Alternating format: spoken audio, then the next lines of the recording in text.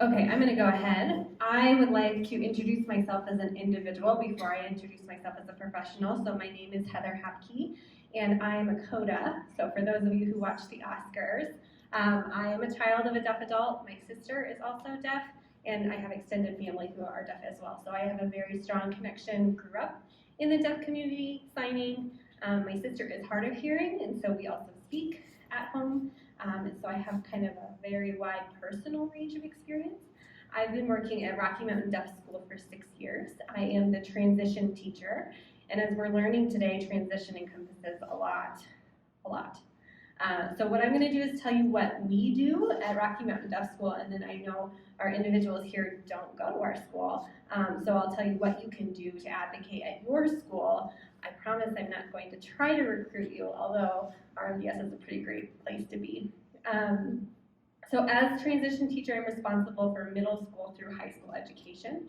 At middle school level, we do career exploration and just trying to figure out, like Greg said, who are you? And what kind of experiences are you good at so that you can hone those skills to figure out what you want to do for the rest of your life.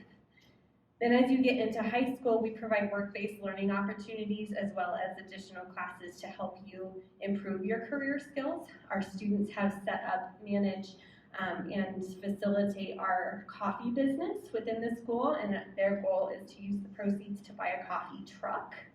So that's something that we're working towards to not only build our work experiences inside the school in a safe environment where communication is accessible through ASL, but then work our way out into the community so that they can get that experience as well.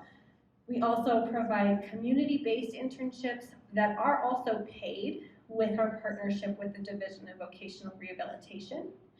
So our students this year worked at Dirt Coffee in downtown Littleton, and they got real-world experience working with hearing people, working with interpreters, and then not having interpreters, figuring out how to have work skills, show up on time, problem solve, critical thinking, all of those things. And then as we get closer to the senior year, I help them develop their capstone.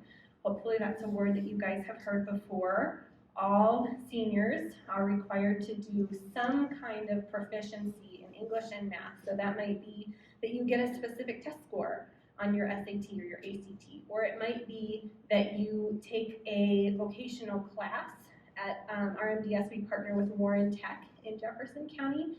Your schools should have some kind of partnership with a trade school within your district. You can take those classes and show proficiency through certifications.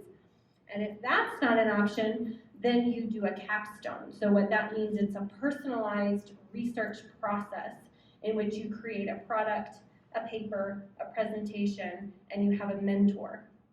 That's a year-long project. And at the end, you present what you've learned, and ideally that connects to your career. As deaf individuals, I empower you to use your deafness to your advantage. You heard that from your panelists previously. Everybody is curious about what it means to be deaf. Your capstone project can be about your deafness and how you can utilize that both in your future and currently. So make sure that you're talking to your career counselors, your counselors at school. Work closely with your teachers who are helping you with your graduation readiness skills, and then just make sure that you're also communicating with mom and dad. I'm really grateful that parents are here today because they are going to be essential in your transition to the future. So I know I covered a lot of things, but I really want to emphasize that the power is in your hands as high school students to make the rest of your life the way that you want it to be. So work closely with the people that you have around you.